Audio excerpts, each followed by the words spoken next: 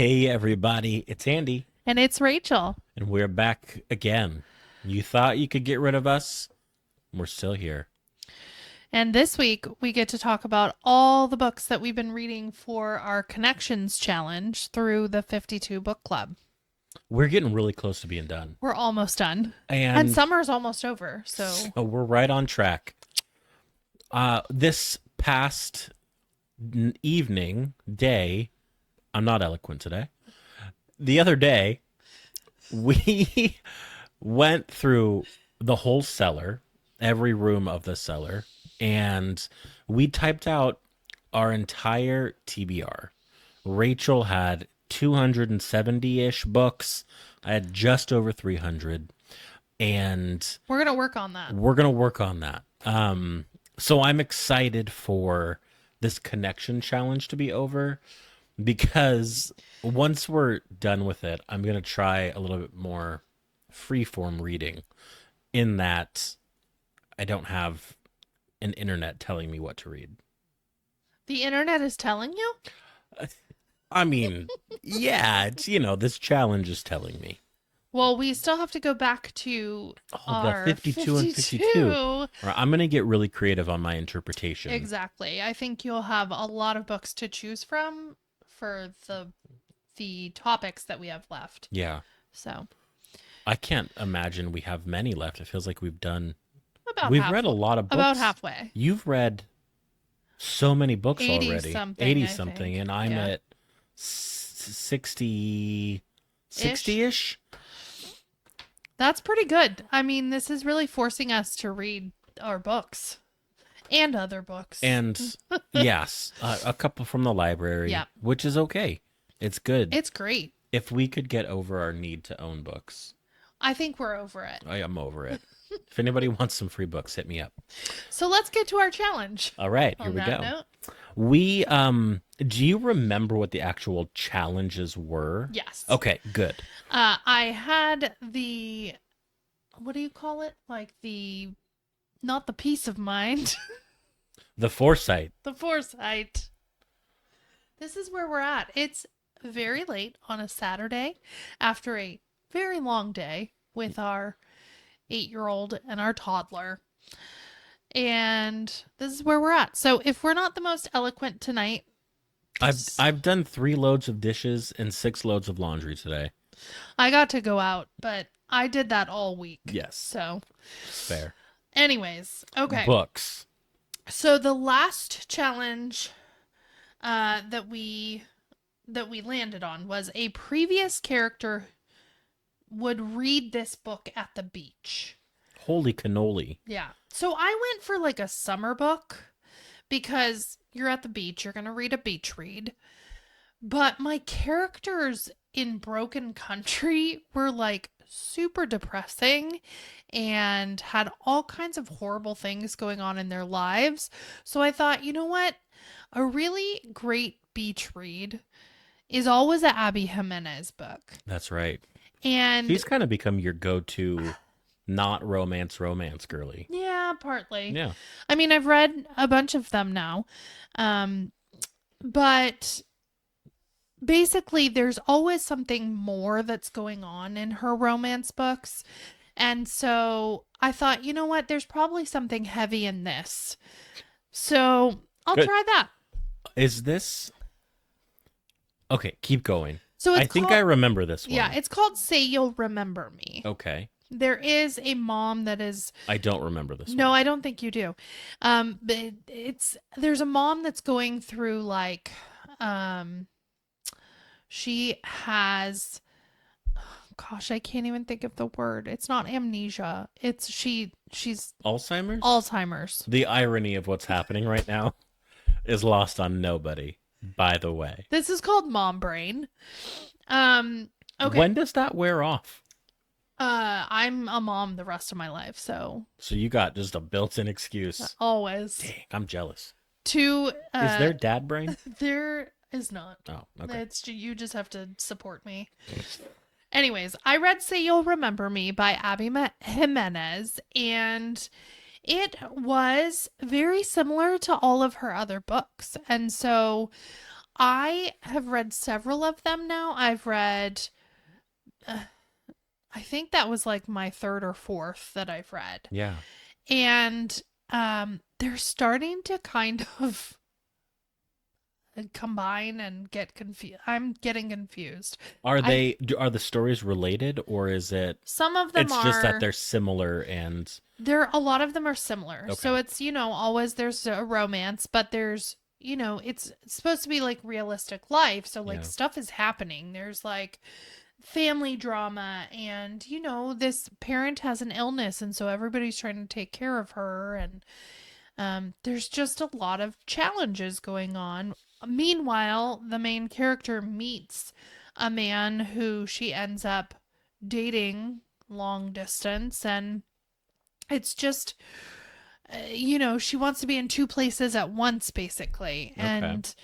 and there's just so much that like comes to a head in order for her to then be able to actually love this man.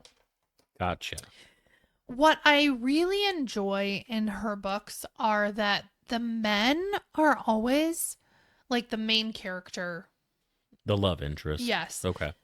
are always like gentle and kind and thoughtful.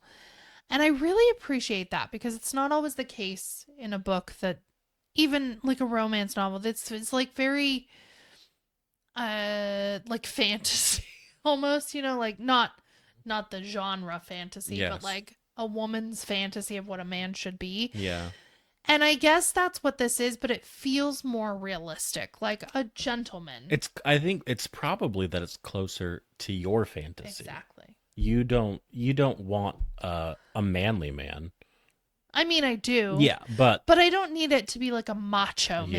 man with like the muscles. I don't and need to the... go like beat somebody up just to No, prove. and you don't have to be chiseled and have, Thank like goodness. like all of those, like physical features. Yes, if this was OnlyFans, I'd take my shirt off and you would see just how unchiseled I am. Oh, really? You would? I didn't know. There's got to be a market for This dad is- bods out it's there. not this kind of show. No, this is a family show. So anyways, I just appreciate the men that are the characters in her books. I think that is a more realistic view of what a man should be, basically. I like that. Yeah. Okay. And there are some portions of the book where the man can maybe not be all good, but he is a person. So it just makes it more relatable, I think, Yeah. Plus there's always like a dog in her books that are like Metaphorical dog or an actual dog? an actual dog that I is like that. part of the story, and I really appreciate that. I do too. I love dogs. It's like Haruki Murakami always has cats Well, that makes sense. everywhere. Yeah. Uh-huh. I like it. Yeah, so I gave it 4 stars, 4.5, maybe 4.25. Okay. I keep like going back and forth because I keep comparing it to her other books. And I think, this one might be one of my favorites of hers, but I don't think I've ever given any of hers 5 stars. I think it's hard to rate genre fiction at 5 stars. Yeah. I think a lot of genre fiction is missing that piece that makes a book a 5-star read. And not always. Like, you adore Addie LaRue, Yes. which is at the end of the day genre. But it's a masterpiece. Yes. And this is a beach read. Yes. So And I think 4 stars for a beach read is pretty darn good. I do too.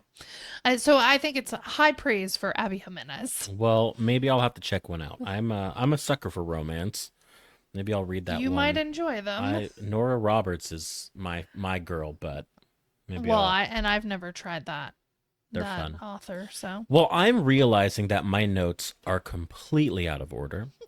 But thank you for the reminder of which books we're reading, because last time we spoke, I talked about The Power and the Glory, which was that story of a priest in Mexico who's sort of running for his life. And thinking of what that guy would read on the beach really, really posed a a tough question to me. But I thought a Catholic priest, um, a lot of like psychological torture for himself. Maybe it would be an exorcism story. And that's where I went. You can interpret these however you want. I mean, and truly, like, that would be the route you go because you love an exorcism story. I do. I really love it. This one you'll see was not my favorite. Not a 5 star. Not even a 4 star. Hmm. But I read A Head Full of Ghosts by Paul Tremblay. And Paul Tremblay is like maybe one of the most popular horror writers working right now. He's up there, I think, with like the Stephen Kings. Stephen King even blurbed this like this book even scared him. Like that's how good of a writer Paul Tremblay Were you is. scared? There were times I was terrified. Um, and I don't often get that when reading. I can dissociate enough from what's on the page where Mm. it's like I'm just reading it, it's not happening like if I was It's not a watching a movie. visual. Yeah. Hmm. But no, this one was so visceral that I got scared several times. And I kind of think that's part of the reason I didn't give it more stars Wow. because I was so terrified sometimes that I'm like I'm not enjoying reading this. I want to stop reading this, but I can't. Um so, just very briefly, it's this story of a family where their older daughter, who is like 14, starts acting weird. Well, 14-year-old girls all kind of act weird. No offense. But so do 14-year-old boys. Everyone's weird at 14. But she's sullen and she's kind of like being mean to her little sister, rude to her parents, teenage stuff.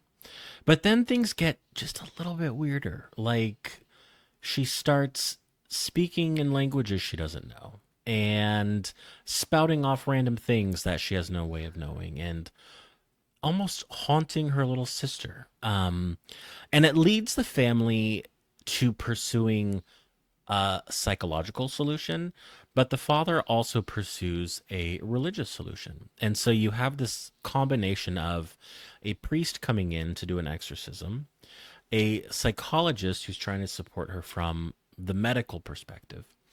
Then you add this third layer on top because they're super poor.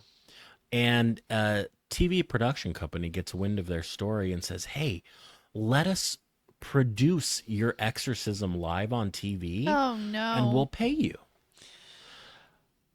From there it unravels and there were so many terrifying moments and I think what was most scary is that the entire time you don't know if this older sister Marjorie who's possessed is really possessed. So it's almost like my best friend's exorcism it without the humor. it's the epitome, no humor, it is the epitome of like the unreliable narrator Mm. because it's all a remembrance of the little sister and she was 8 during this whole thing. And so Ah. adult her remembering back to when she was 8, her perspective of everything that was happening. So there were all these layers where you're actually removed from the truth. And the whole time I was like, is she possessed or is she just being a real jerk? And Well, that must have hit close to home considering we have an 8-year-old girl. what was really tough is the age difference between the two is about 7 years. The same as The our same two as our girls. girls. And I'm like, God, if Matilda grows up and starts pulling this stuff, like, just don't. I don't even want to. I kept No, thinking about that no. as I was reading, though. I, it was terrifying. I, I didn't love it because it tried to like pull that dynamic of like religious solution versus scientific solution. Hmm. Other books have done it better. The Exorcist will always be my favorite that did that, and it did it Yep. so well. But it tried to add this third piece also of like the television spectacle and how it affected their lives, because they were still like going to school while this was airing and their friends were seeing it. It just got a little messy, and I really, really hated the ending. I Oh, hated it. It was that's always all the wrong disappointing. things happened. Yeah. So it ended up being a 3 star for me. I think he's a very talented writer. I can see why this book is like crazy popular. It just didn't quite hit home for me. Yeah. But this is not for the faint of heart. Like if you're new to horror, Don't go start here. turn around because you'll be like, "Well, I'm never doing that again." What what was our next It was the category? same publisher Oh, that's as the right. one that we That's just right. read. Okay, I So, think I'm back on track now. yes. So, my next book was The 5 Star Weekend. I was really in the summer mood. It's been really hot here Really hot. in Texas, and we don't have a beach that we can go to. So I really just wanted like beach reads without being at the beach. And this one came recommended so much by multiple people. And so I had it in our cellar and I said, okay, it's the time. It has that same publisher. It's by Elin Hilderbrand, which is like the queen of a beach read, I think. Yes, big time. And always set in Nantucket, which just makes me miss Massachusetts and the East Coast. So this, when you hear the 5 Star Weekend, you think it's going to be something different than it is. You think, oh, it's going to be like this fancy schmancy, like 5 star hotel. Yeah. Is it not? So the 5 Star Weekend is actually where this woman, she is a successful, like, social media cook. Oh, okay. And she just found out that her husband died in a car wreck Oh gosh. after like some. This is a beach read? Yeah, it's a beach read, but it's not a typical beach read. Okay. She basically has poured everything into this new career that she has on social media. Her husband just died. Her daughter is like practically blaming her, even though it was a car accident. And, like she's Kids. in college. And she misses her dad, and so she's trying to heal, but also she's wants nothing to do with her mom, who has been so wrapped up in her career. And so the main character hears about the 5 Star Weekend and she thinks, oh, that sounds like a really great idea. So the 5 Star Weekend is where that person invites 4 best friends from different times in her life.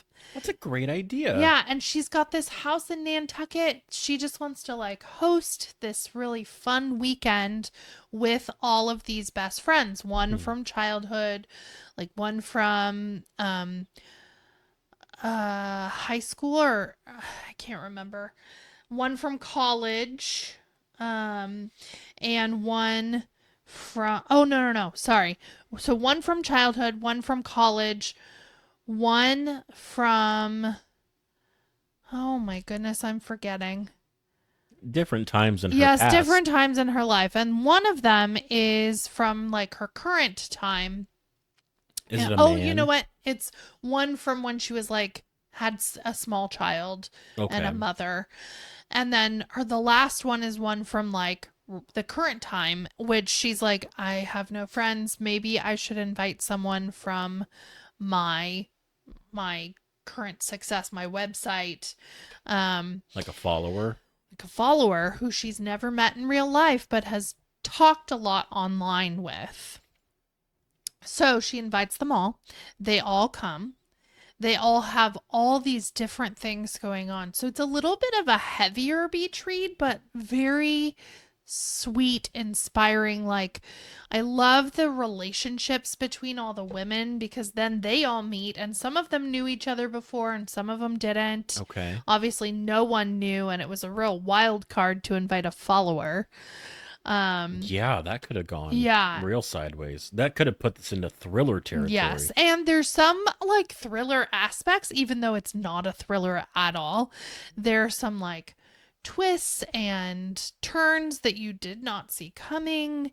Um, but it was really, really well done. And I loved, yeah, like I said, I loved the relationships between the women.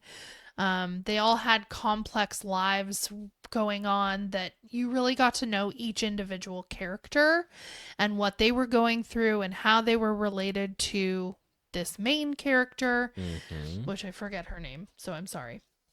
And then there's that whole like mother-daughter relationship as they're both healing Mm-hmm. after the death of her husband and the daughter's dad. So there's just so much to kind of go through. The daughter ends up coming because she is a film student. And so the mom is like, you know what? How can I get my teenager slash young adult to come and just be a part of this? Yeah. So she invites her and is like, look, I will pay you to come film this Oh, weekend. that's a good idea. And so the daughter gets to see all of these relationships and how her mom came to be the way that she knows her and how she was before she was a mom. Yeah. And then she starts to become more like a person in, in the daughter's eyes, which I think is just like so special. Yeah. And having two daughters myself, like they only know me as mom. And so, although I'm not grieving or anything, it's just like it was so nice to see that relationship being, you know, healed and formed in a new way as an adult Mm-hmm. daughter. Um, and just yeah, it was just really beautiful, and I really liked it. I gave it 4.5 stars. Um it was really well done. I really liked it. I would say out of the few Hilderbrand books that I've read, this one is definitely my favorite. Cool. Yeah. That's Yeah. awesome. I'm glad you liked it. It was a good one. It sounds heavy, but maybe relatable. And I Yes. think that's probably Yes. why you enjoyed it. And it wraps up nicely too. Yeah. So, Good. yeah. Nothing like a good ending. I know. Well, my same publisher Mhm. uh happened to allow me to read a book I've really been looking forward to. Um The Phoenix Pencil Company by Allison King. It came That out one surprised me that you picked that. a few It's a Reese's pick. a few things about me that maybe people don't know. My first and all-time favorite mythological creature is the Phoenix. So anything that has to do with that, I'm like more inclined to take a look at it. I Uh, think I was thinking Phoenix as in the place. oh no, no, that would be a hard pass. That I don't love Arizona.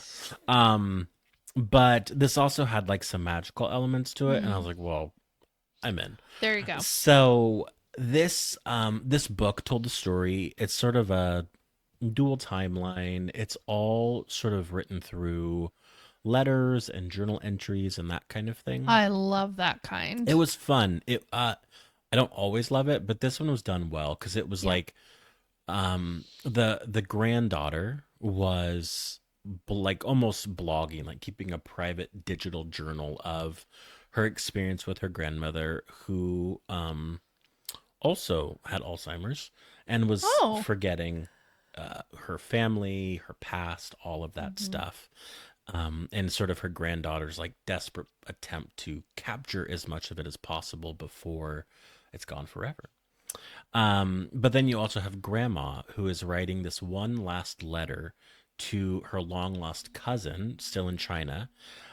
They lost touch 50 years, Mm. and they were able to get back in touch just as she's losing her memory. And so Grandma is recounting everything that's happened since they lost touch, and even before.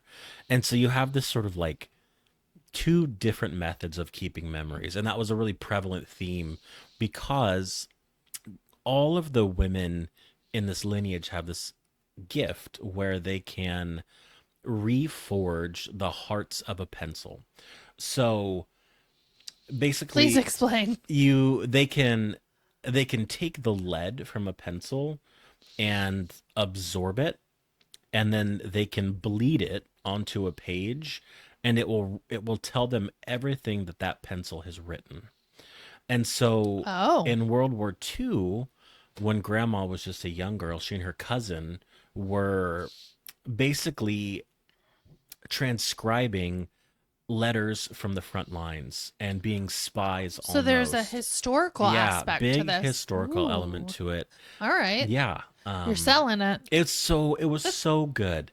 Um there's this added element where Monica, who's the granddaughter, found grandma's cousin with the help of another girl online, and they begin to develop a relationship. So there's also kind of a romance element to it, but also this multi-generational family piece.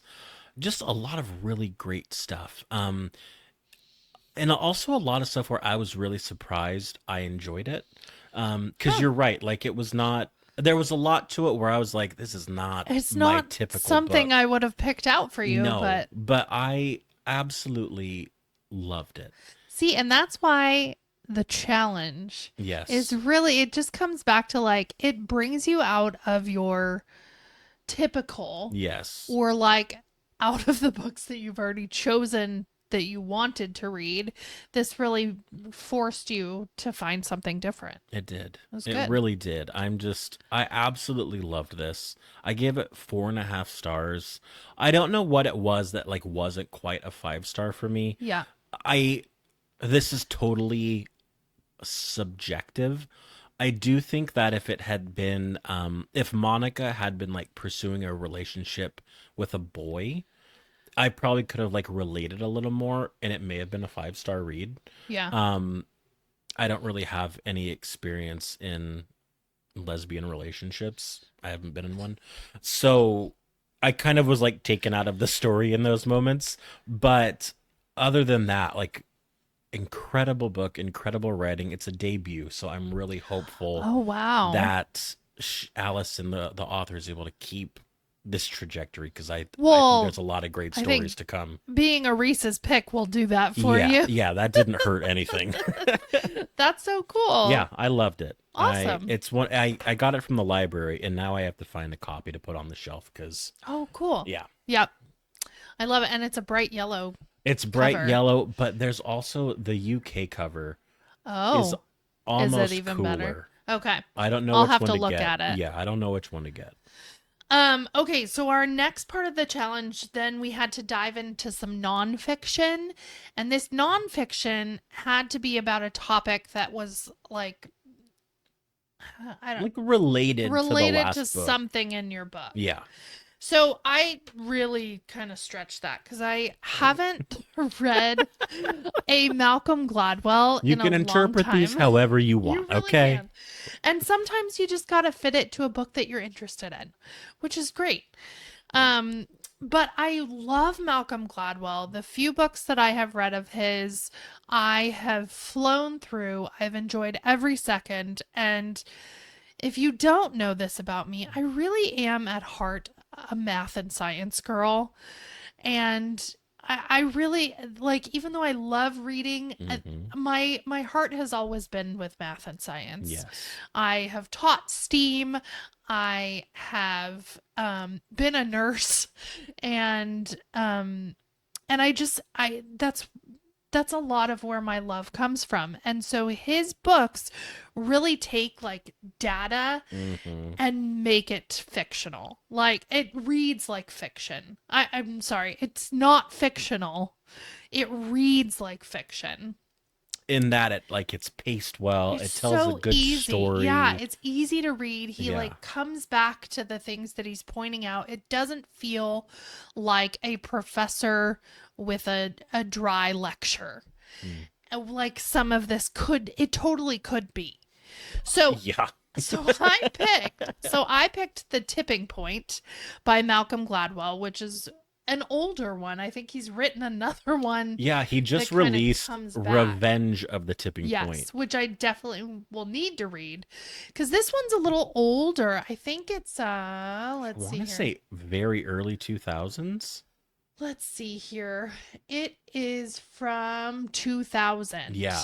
So 25 it's years ago. 25 years old, but It was time for a sequel. yes, it was so good though. And I read it in a day. Like You listened? I listened to it in a day, and it was so good and so interesting. And I just love that he has so many examples for each of his points. Can you break down, like, what is what is the tipping point? Like, why should someone want to read this? Yes. So, first of all, I chose this for our challenge because it says it is part of the title is how little things can make a big difference. Okay. So, I really was looking at like, this woman became really successful on social media for her cooking and what she did, but also the things in her life that she did, these little things that happened either to her or with some of the characters made a huge difference in her life. So that's how I came to this one. But this book, it has like three main points of like, And I don't mean to put you on the spot. no. I'm prepared. Okay. But basically there are three things that can happen that are little, but all of a sudden something huge will happen because of it. So there were some examples in this that I really enjoyed and will remember for a long time. But like one of them was that the Hush Puppies brand. The shoes. Yes, the shoes. So they were just a shoe that were out there, and they became super popular in a tiny part of New York City where people just started wearing them, and because of that they became super mainstream because New York City fashion, people have to have them, but they were just comfortable and people were just wearing them out, and because of that all of a sudden they had this huge boom. And they do look good. They are cute. Who doesn't love a classic Hush Puppy? But it was just so it was like word of mouth basically. Parts of it felt like it was luck, but then these things happened, and because of these things something huge happened. Yeah. Another one that I really liked to hear about was it was another New York City reference, but they did small things in the 1990s in order to decrease the crime rate in New York. And these was that under Giuliani? I think so, yeah. But these little things like fixing broken windows or covering graffiti, or it was just like small things that they were doing, like really taking notice of certain small crimes. Yeah. And doing those small things decrease the crime so significantly that people remember when Times Square went from like prostitutes and drugs to this incredible vacation. It's hard to picture Times Square not as the complete spectacle that the it iconic is now. yeah It was kind of like when we were really little, so I don't I went there in the early 2000s, late 90s. You'll probably still get mugged if you go there, but there's less prostitutes now. It's certainly not as bad as it was, I think, in the 80s. Absolutely. So and then there was another one where like things have to be memorable. So like they talked about how on Sesame Street it really grew to be more of an educational program for children when they started using repetition and grabbing kids' attention that way. And so just a tiny little change. tweak. And I mean, Sesame Street is still I huge. mean, it got bought by HBO. Like Yeah, that's it's you're big. You're yeah, Game and of it's been Thrones around big. for like what 50 I years, think so. something like that, At or least, more. yeah. Yeah. So, it just tiny things that make a huge difference, Yeah. and it was just so interesting. So I think it's for anyone who, it's really for anyone. um, and I love his books because of that. They're really easy to grasp. Anyone can understand the concepts that he is writing, and I just appreciate how it reads. I mean, his writing is just so easy for a nonfiction. Like this material shouldn't sound so interesting, I think, but Yeah. it is because of the way he writes it. Very cool. Yeah. What nonfiction did you read? Oh man. It was Another low star book? look, this is gonna be crazy. And I want y'all to know that I probably would not have picked this book up had it not been for the challenge. But I'm glad I did because I learned a little piece of history. So the Phoenix Pencil Company dealt a lot with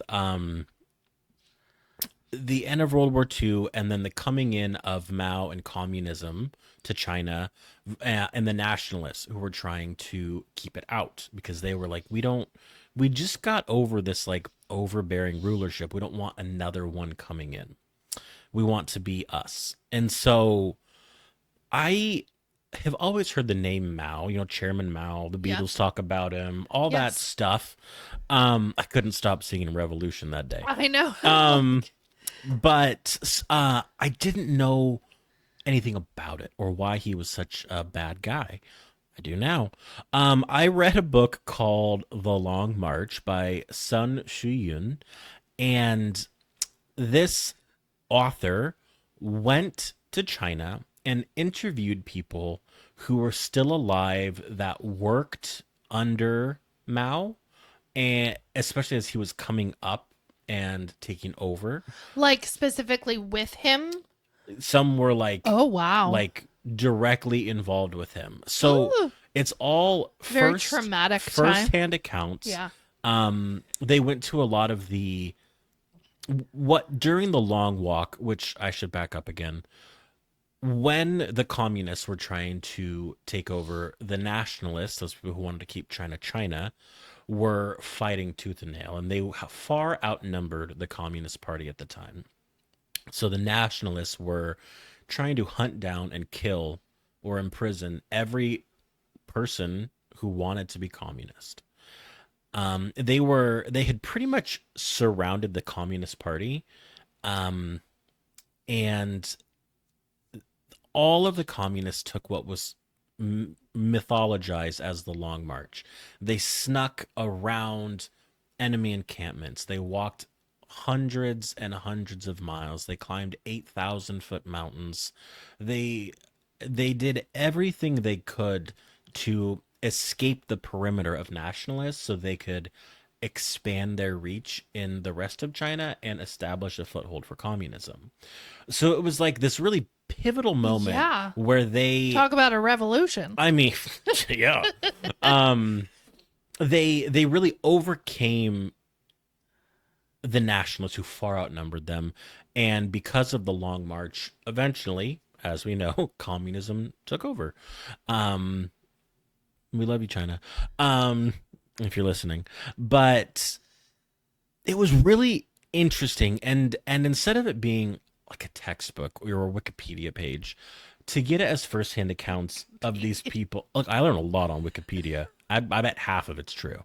It was all firsthand accounts, and the pride that these people still feel for what they did is astounding. They Wow. were fully Committed. dyed in the wool of Yeah. communism, and to this day, like it's an older book. They're probably all dead now. But when the book was written, I mean, they would have still at 80 years old gone out and fought for communisim again if they Wow. had to. Yeah, super Even interesting. knowing, or did they know? If you live in China, do you really know what it would have looked like otherwise. I think it's a really interesting commentary on how easily people can be brainwashed to Mm, believing in something. yeah. Because you had a charismatic leader, Hmm. you had these tons of women who just traveled around making up fun songs about how great communism was. Oh gosh. And the communists gave out food to people who were suffering. They gave them shelter, money, they supported them. And through all this sort of goodwill and kindness, communism took root in a lot of rural China. And Sounds so like so much of, it was so what's trying to it happen was here. so interesting to read because there were so many parallels. Not To the only United to the States. United Yeah. States today, not only there are a lot of people who think we should implement socialism or communism, but also the current political party. There's a lot of things that Mao did that I now see the president and those people doing, and Oh, that is it's weird. weird to see. Like our current president? Yeah, Oh you gosh. hope that it's done with a different intent, but at the same time, you sort of wonder how can these things be done with a positive intent? Ugh. Yeah, super, super fascinating. I feel a lot of it went over my head. I actually, when I was done, I went and watched a YouTube video from John Green that kind of like told it for morons, and it helped put the pieces in place. Oh I man. I Well, yeah, gave because if you kind of know you need to know the You do, context. and I know nothing. I'm really Yeah. like I've started in Japan, and I'm like working my way to the mainland as they did, in their sort of imperialist march to conquer. And so I'm getting these pieces of like Japanese history, Chinese history, Korean history, and how it's all starting to fit together. I will never know all of it, surely, No, but but also, it's not really taught in schools here. especially Like, here, yeah. yeah, I feel like uh, so Not much of it. not in like a standard education. No, Maybe if no, you no. became a history major in Right, college, that's but what I mean. yeah. Like, you don't really get to hear that much of like Asian anything. I mean, besides No. like maybe Pearl Harbor. Yeah. Yeah.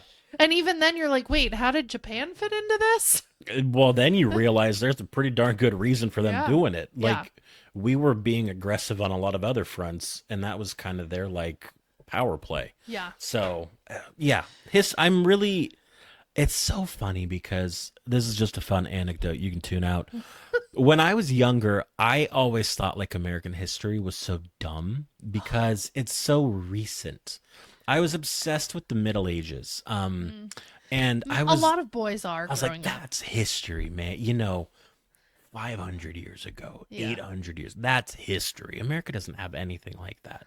But even that is pretty recent compared to some of this Asian I history. know, this has been going on for thousands of years. Yeah. So it is. I'm really enjoying getting deeper into history through this nonfiction, but also through a lot of great fiction. I Yes. love that people are starting to put real history into fictitious Well, stories. it gives it a context. It makes it more relatable, and I think that it's accessible to Yeah. people. And Yeah, at least to get a taste, and then if it piques your interest, you can go deeper. yes. Yeah. So our connection goes to a weird place, I feel like. Especially after Where, that yeah, impassioned review I just gave right. So it went to you basically look at the cover, and although I held this copy of The Tipping Point up, you. Hmm. the one that I listened to was green. And you have to find a book that has a cover that is on the opposite side of the color wheel from the one that you just read. These are getting hyper specific. It was like, what? Okay, so I looked at the color wheel and I found that specific like lime green that The Tipping Point was. And across from that was this like kind of magenta, pinkish purple. Yeah. And so I was like, oh great, I'm not gonna find like maybe another romance book. And I was like, nope, You, I can't do it. you say that with a lot of disdain. Well, I've read a lot of romance for someone who doesn't love romance. And Tell me about I it. mean, no, romance books. Um, and so I was like, no, I can't read another romance. I'm gonna search and search and search and find something that has this color book. And I actually didn't have to search very hard because there was a thriller that was the perfect shade of purple pink. Thank goodness. Back on familiar ground. Right? I'm like, where are my thrillers at? So, I picked She's Not Sorry by Mary Kubica, I think is how you say it. No one here's going to correct you. No, but she has written many thrillers, and I have really wanted to read something by her. But this was the perfect color, and so I was like, you know what? It was one of her more recent ones, and it got a lot of high praise from other thriller readers. So I decided, okay, I'll do it. It was really good. Really? I read it really fast. I listened to it. But it was like a complex thriller. Like, Can I just interrupt here for a moment? yes. Rachel listens to these books so quickly and without any fanfare. I didn't know she'd read this book. Literally had no idea. You sort of know because I did talk about the profession of the main character because it comes into play in our Landscaper. Yeah. No. This is about a woman who is a single parent and an ICU nurse. And that's our main character. When I say this is complex, there were so many parts of this story going on all at one time. So while she's a single mother, she's in Chicago in a major city. She has a patient that comes in who has been on the news. Everybody's heard about this person because she like mysteriously jumped off a bridge and survived. And now she is a patient of hers in the ICU. Oh my gosh. So there's that happening. So the woman, the main character who is the nurse, she starts to get to know this family and all of their things that are going on. At the same time, there's also someone going around Chicago who is targeting vulnerable women and breaking in and hurting them. So she's nervous and making sure that her teenage daughter is getting home and making sure that the door is locked and all these things. Gosh. So there's that happening. Also, she is single because she's divorced and her husband there's a whole family situation going on there. So at one point in my book, I'm listening to this and thinking, in Frida, I probably would have it down to like, it's probably this person or this person. but this ain't Frida. With Mary, I counted, I think, 5 different people that this could have been that, the murder or whatever the thing happens. Oh my god. 5 different suspects. And I'm like, it could be literally any of them. And you have to figure out like, okay, who's this guy and who did this? And there were so many people that it could have been. And the twist at the end, I was shook. Like, it was another one where I audibly gasped. I was like, oh my gosh, didn't see that coming at all. One of them I did see coming, but the main thing, I was like, oh, I didn't realize that's what was happening this entire book. What a great feeling. Oh, it was so good. It wasn't one like with the fair play. That's fine. Yeah. But it didn't set out to be. No, it definitely didn't. And the twist, it was a real like, oh my gosh, I could not believe it. Nice. So I really enjoyed it. There was so much to it, so much going on. The nurse aspect was fun to listen to. But yeah, I rated it 4.5 stars. I think there was just like there were parts I was like, okay, I saw that one coming. And I'm not exactly sure why it had to be there, but the major twist really got me. Hmm, So very cool. 2 thumbs up from this thriller lover. 5 star, 4 star, 4.5, I four and a said. half. Yeah. Okay, There were just parts that I was like, oh yeah, predictable. I got that. And do you have more Mary books to read? Yeah, so her like I think most popular one is Local Woman Missing. And Oh, that one I've we've had had for that a on the shelf really forever. long time, like probably our entire marriage. And so it's Yeah. time to get to that one It's as time soon to as it fits one of these prompts. look. We're being pretty generous at this point. I think we can make it fit. Yes. Well, my previous book, which you will have seen the cover for, pasted on the screen, was a color that's the opposite of green. Um, and so I had to find a It was green. red. It was red. That makes sense for a book about Yes. communism. I had to find a green book.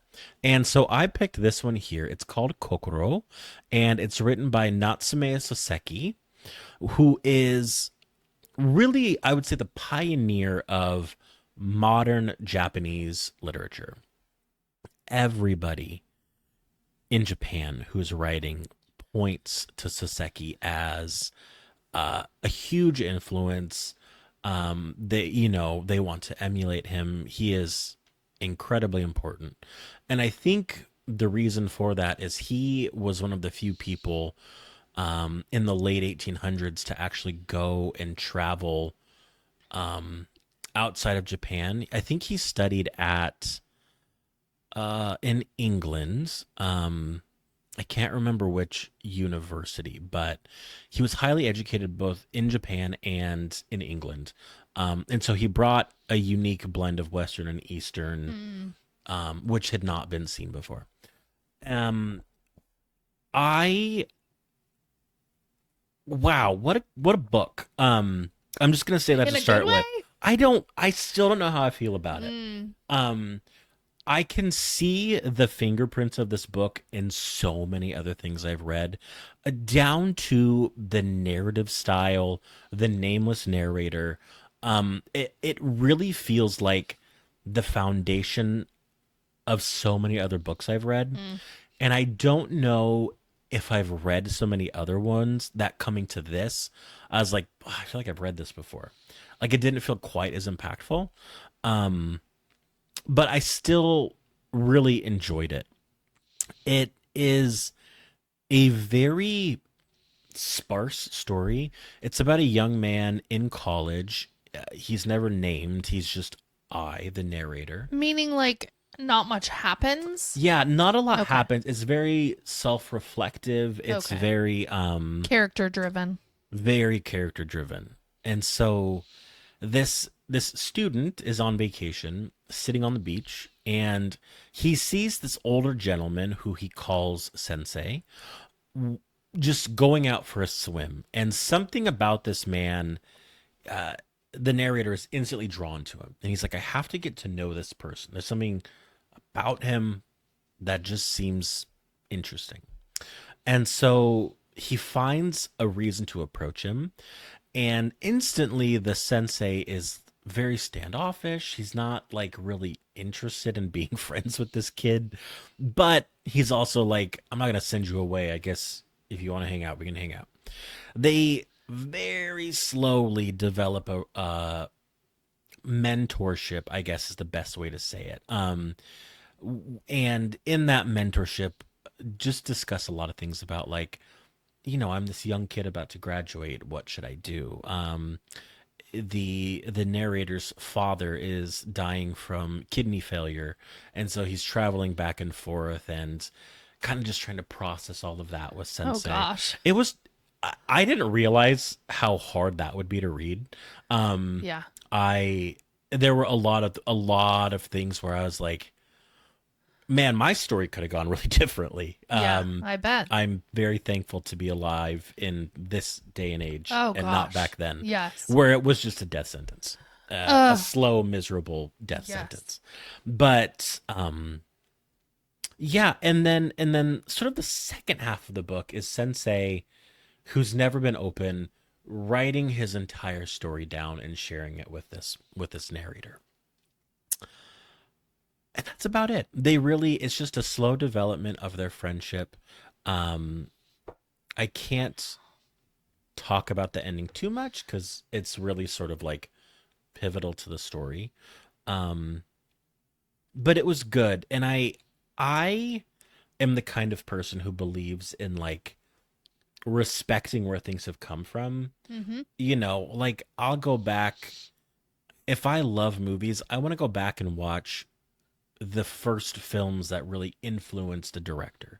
If I love a book, I want to go back and understand like okay, where was this person inspired from? I want to So did you see like Haruki? oh my god, yes. Yeah. It so much of it was like a beat for beat like especially very early Murakami. I'm Mm. like you could have been like ripping this off almost. But he wasn't. No, I'm not making accusations. No. But yeah, it was fun to go back and sort of honor this starting point that a lot of other people came up from. I won't recommend it to anybody listening, at least the people I know listening, because I don't think you're gonna like it. But it was good for me. Someone who loves that where they came from. Yeah, it's just it really is just a meditation on life, Hmm. and especially from the perspective Deep. of a young person to an older person. I feel like I'm right in the middle of those two phases in my life, and Yeah. so I could Could you relate. relate? I could relate to the young kid Yeah. because I'm like, in ways, I'm still like this young kid, and At least other in your mind. and in other ways, I'm like, I feel more like the sensei who's just kind of like done with the world, and I just want people to leave me alone. So, yeah, I definitely relatable in parts. Yeah. Well, the next book and the last one that we've gotten to Oh yes, is where the next book had to have the same profession as a character in your previous book. that's right. So I was like, a nurse book again. And it just so happened that another Abby Jimenez book had a nurse as their main character, and it Goodness. came right up on Libby. Like I had a hold on it because I wanted to just finish the last one in this Is it a series? It's Yeah. a series, but they all can be standalones. Yeah, It's basically just like some characters are the same in some of these books. And the first one is Part of Your World, and the next one is Yours Truly. Yeah. And then this one, Just for the Summer by Abby Jimenez. And honestly, I had just listened to Say You'll Remember Me, and I haven't checked this, but I think that the narrators are all the same on her books. That would kind of, I think they try and do that. Yeah, and it's like usually a male and a female. Yeah. And so it all started to run together. Oh, no. This is where I was like getting confused, even like making these notes. I think I read Say You'll Remember Me and Just for the Summer too close together. And they're not even part of the same series. They're not a part of each other's world. They're not. Uh-huh. But I was just getting them so confused. And this one also had, so it was a traveling nurse who moves after meeting this guy on Reddit. They like make comments on a what Reddit thread. Place to meet somebody. Right? Wow. I know. It was very like contemporary. Very contemporary. And there were so many like I don't know, slang and technology that is so current, because I think this is one of her more current ones. So anyway, she's a traveling nurse, and she always goes with her best friend who also is a traveling nurse, and it was her turn to decide where to go. So she ended up moving to Minnesota and getting a job there. Nice. I think a lot of hers I love are the set there. Midwest. They move there and they decide, they're traveling nurses, so they only stay for a certain amount of time. So this is going to be dating just for the summer. And yeah, so that's all it's going to be. So they don't get too close, but then they end up because Why of do I feel like that's really not all it's going to I be? mean, no, obviously it's a romance book. So we all know how it ends. But the way to get there is there's always something more in her books. Some Hmm. illness or mental health issue. And in this case, it was really trauma. Oh, And it what? was unresolved trauma. Like emotional trauma? Okay. Yes. Yeah. So the main character who is a traveling nurse, she has this toxic mother. She had been raised in foster care, in and out of foster care because her mother was neglectful. But anyways, her mother comes into the picture and is just a wreck again. But of course, she's like trying to make excuses for her and really trying to like give her another chance, like That's most nice of her. people would want to do. But anyways, in the meantime, like that's going on. There's trauma from her childhood that she really has not come to terms with. Hmm.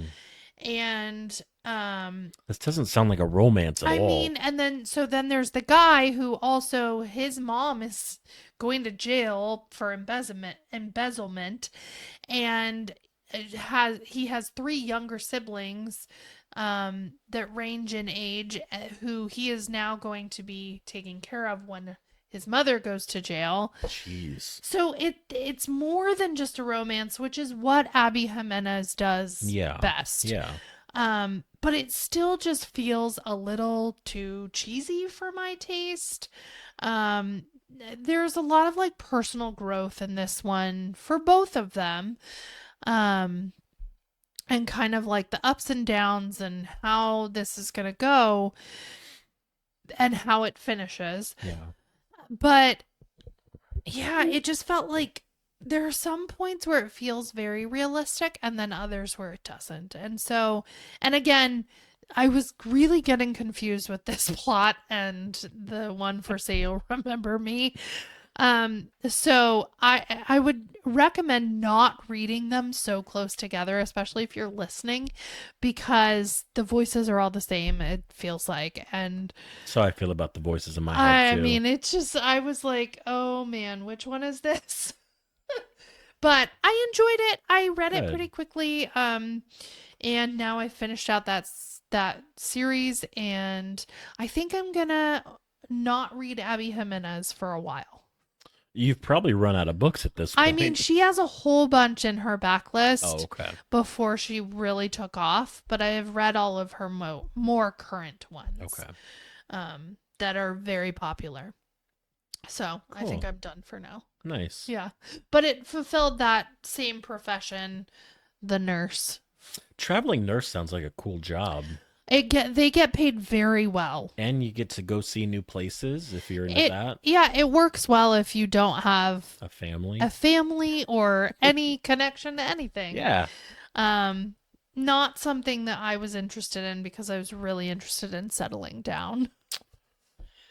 We've officially settled Yes, thank you. down. Wow. No, no, no. Not like we didn't settle, but we've settled down. Oh, yeah. I mean, Yeah. 10 years in. We finally made it. Yep. Well, my Kokoro did not have a lot of characters, and many more of them did not have professions. Or if they did, they weren't talked about. But Sensei had a servant, and I was like, great, I know I can find a book with a servant. And it just so happened that a book I pre-ordered back in April That you were really taking that a chance on. I was a total gamble. YA. When's the last time I read YA? YA and a debut. And a romance ish. What? The Phoenix Pencil Company threw me off my game here, people. But it happened, it came out this last Tuesday, the 29th. And you just have to take a look It at is this book. gorgeous. Even if the story sucked, I I was still gonna mean, love it. truly look at that. Metallic. If I pulled this out of a pack of Pokemon cards, I'd be dancing around the room. Yeah. The edges, the sprayed edges are Beautiful. gorgeous. Even the boards underneath Yeah. are embossed. It's gorgeous. Yes. It's gorgeous. But in case you can't tell, it's called The Last Tiger, and it's written by a brother and sister, actually, named Julia and Brad Ryu, and it's loosely inspired by their grandparents, who grew up in Korea. All these grandparent stories. It I reminds me know. of like the Turtle House too. Yes, Like, yes, yeah. and so many others that I've read recently. But um their grandfather was sort of a working class guy. Their grandmother came from money, and their love was forbidden. We're talking like Romeo and Juliet forbidden. But they didn't care. They made it work, and they got married and had beautiful kids and beautiful grandkids, and they're still, I hope, in love. Um, but it's a super interesting story because it talks about um the history of Korea during Japanese occupation, Oh. sort of before and leading up to World War II. Okay. And so it is Another historical context. historical context, but very much fictionalized and fantasized. That doesn't sound right. No. I'm leaving it there. It's hanging out. But it's instead of Korea, it is called the Tiger Kingdom, and Japan is the Dragon Kingdom, and then there's also the Serpent Queendom, which I think referred to China in all of this. But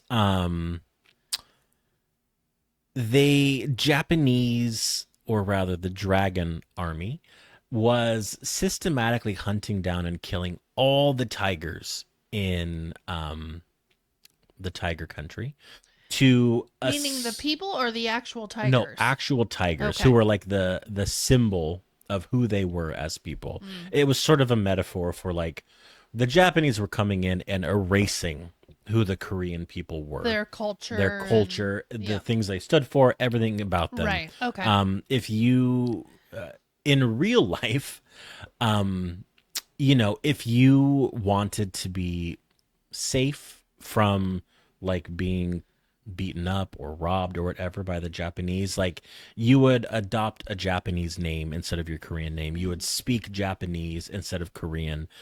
You would give up your Korean heritage to appease the Japanese occupants. And so a lot of that played out here between the Tiger Kingdom and the Dragon Kingdom. But there are two main characters. Sung, who is this working class kid who wants to get accepted into this academy where they give you magical dragon powers. Who And wouldn't? who I do, I still do. I'd do it. And then Yunji is this girl who is from money. Her family is like the most well off family in the Tiger Kingdom, and she is studying to get entered into this academy. And they happen to bump into one another. And Yunji was not supposed to be out. And she says, if you'll keep my secret, I will tutor you so you can take the entrance exam. Ooh. And so as they're secretly studying together and sneaking off together so she can see the outside world, there is a love that's blossoming. And then, of course, things happen and they get separated for a while, and she is betrothed to sort of the prince of the Dragon Kingdom to solidify, like, Tiger Kingdom, you're done. You're ours. She runs away, and there is one last tiger in all of Korea, Tiger Kingdom, and she wants to capture it and give it to the Dragon Kingdom so that she can reclaim her honor and not be killed after fleeing her wedding.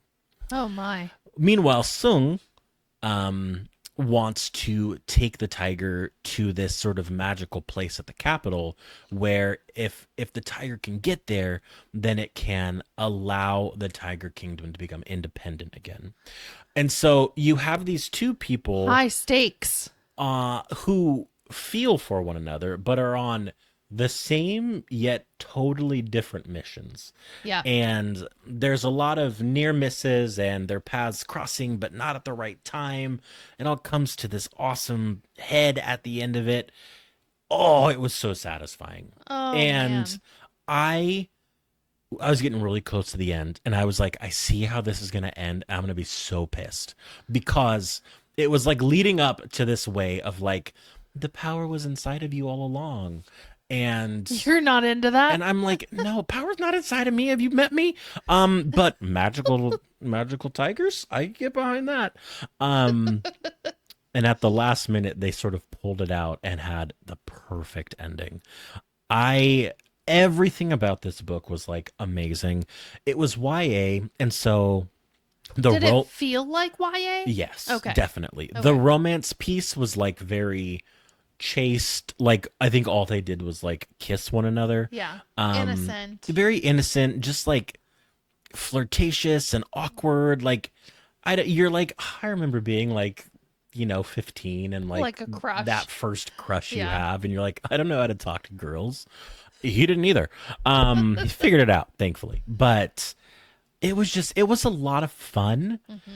It was a great story. It told another piece of history that I had no idea about. Um, it was really just fantastic, Was and there it's like a a gorgeous book. It is. Was there like an author's note that told you some of this, or you just figured out? I just or... sort of all the other things I've learned from reading these other books and other things I've picked up, I sort of like could understand that. Um, there's actually a great show on Netflix called Kim's Convenience. It's about a Korean family who owns a convenience store, and they talk a lot about Korean history. So you've learned a lot through that. They hate the Japanese because of their occupation. Like they still haven't gotten Wow. over it. My brain is this weird Lego set of random things that I just stick together every now and then. But I absolutely loved it. It just came out. It's their first book. I'm already hoping like more come out. So go get it. Yes. Yeah. It's not Is even really been what out you're saying. a week yet. Yeah. I loved it, and I used to read a lot of YA even as an adult because it tells such awesome stories without all the extra crap Yeah. that a lot of adult fiction includes. And I I remember why after reading this. I'm like, it's just good story, Yeah. good character, and nothing else. I'm impressed that a brother and sister could put this together. I am too. Because I'm not sure my brother and I could do anything like this together. So kudos to you two. Yes. Yes. And I believe the sister Julia actually narrated the audiobook Oh, as well. cool. Yeah. And She is I did a little research and we are now following them, but she's like a composer. she's a composer. She's written musicals based on like Yeah. Korean folk So tales. cool. And her brother went to Harvard and like Yeah.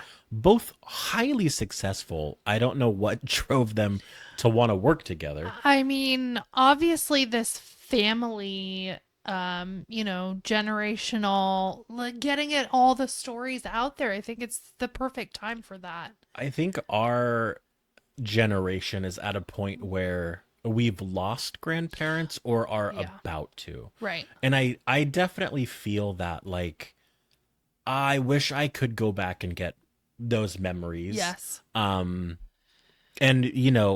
thankfully a lot of people seem to be in a place where they still can. Yes. And then they get to share them. So nice. I Much know. like Amanda Churchill. Yes, Yeah. exactly. And I was thinking like our children are not going to have these same stories. Like their grandparents, I'm sure they went through something, But I feel like this, Certainly not Japanese occupation. no, that generation went through so much that was like hard and a major turning point in the world. Yeah. Like affected so many people Affected the world Yeah. for I mean, forever. forever. Yeah. From here on From out. then on. Yeah. Did I just have an accent? Which accent do you think you just had? Then on. Man, oh yeah, you've been living in Texas long enough. Huh? Apparently. So anyways, I was just thinking like, wow, I mean, this is like the last of those kinds of stories, I Yeah. think, for a while at Yeah. least, because I mean, we lived through 2020, so There's a story nobody needs to tell. no. All right, I have one last You had a one. fun read. I did have a which fun I am one. so envious of. I kept putting off my Libby hold that I really wanted to read, and I've wanted to read for so long. Oh yeah. Basically since it came out. Yeah. And before. But it was Maria by Michelle Moran. And it is a fictionalized story about Maria von Trapp from The Sound of Music. You may have heard of it. No, I haven't. Tell me The more. musical, the movie. Oh, if you don't know, I'm a huge Julie Andrews fan. Huge. And theater, musical theater. That I was mean, our first ever conversation was about musical theater. Sure was. Yeah. Yeah. Yeah. I think you love it even more than I do, and I love it. I definitely do. But we both love musical theater. Anyways, I had to read this book. It's got history, it's got the movie and the musical, it's got Hammerstein. And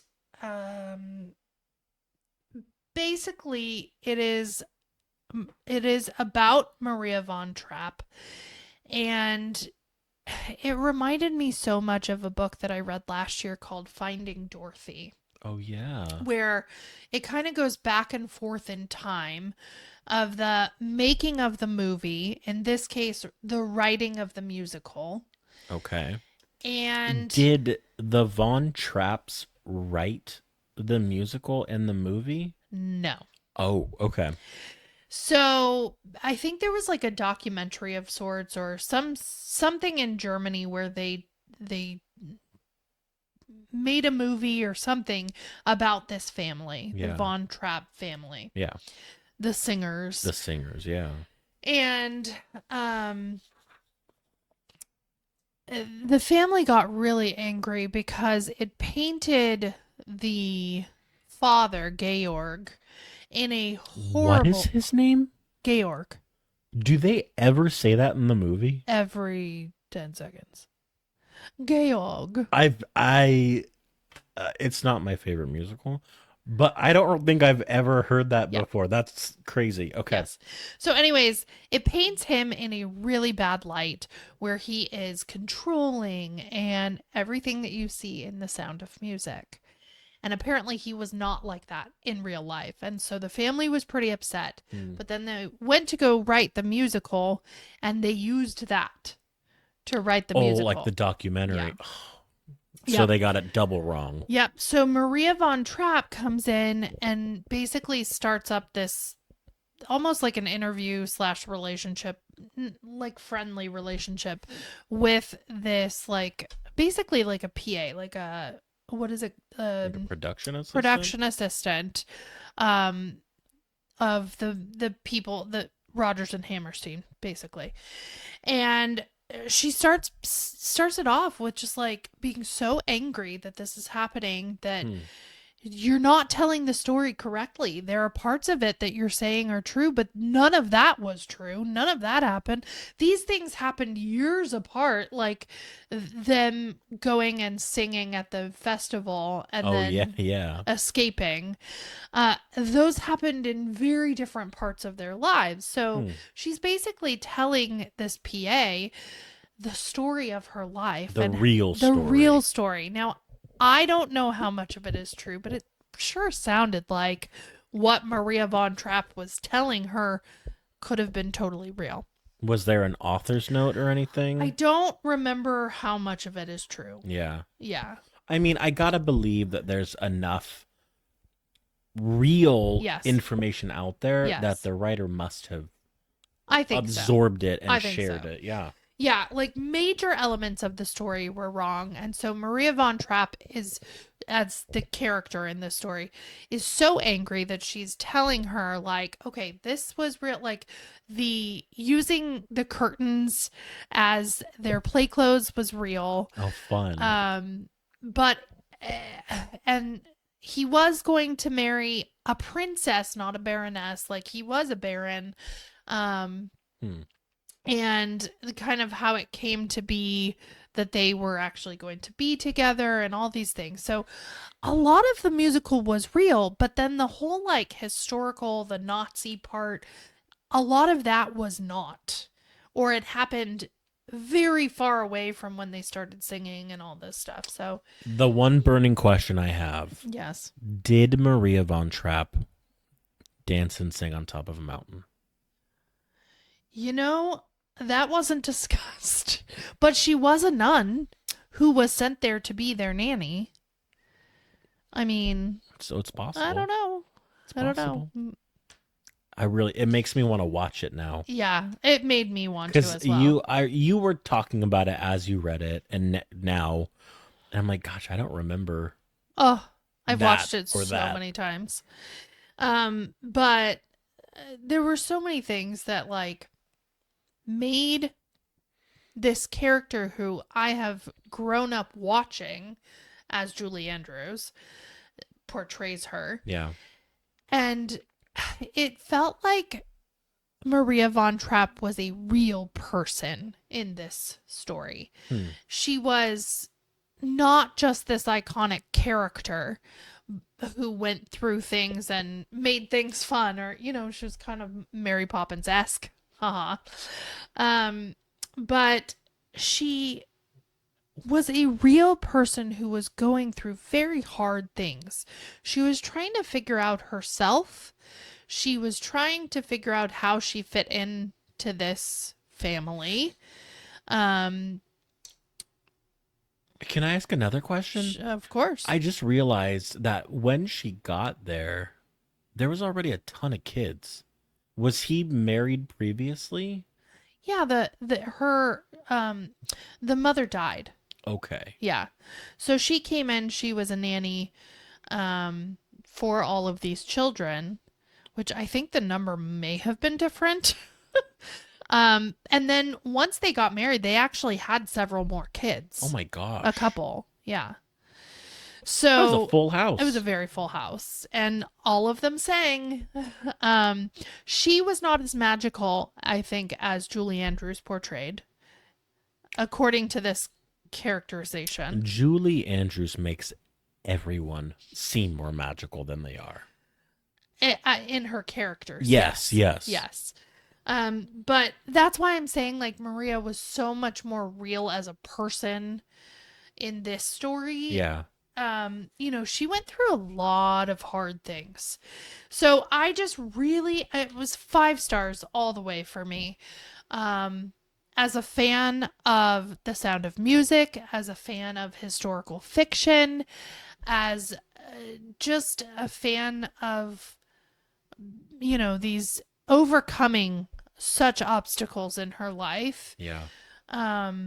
This was definitely a book to pick up. Is this one you want to get and put on the shelf someday? Absolutely. Yes. Sounds like we got a trip to the bookstore I know. coming up. It sure seems that way. If we can find these. I know. The Phoenix Pencil Company should be a little easier. I think I so. saw it at Barnes & Noble when we were there last week. Well, yes. I'm saying like for cheaper. Yeah. But yeah, so anyways, we'll land on that one, the 5-star read. Yeah. Oh, so good. What better way to end? There's no better way. Yeah. So Well, we'll be back next week with another fun, shorter episode. Minisode. But yeah, it's been fun talking with you. You and with too. all of you. Yes. And until we see you again, we bid you Good reading.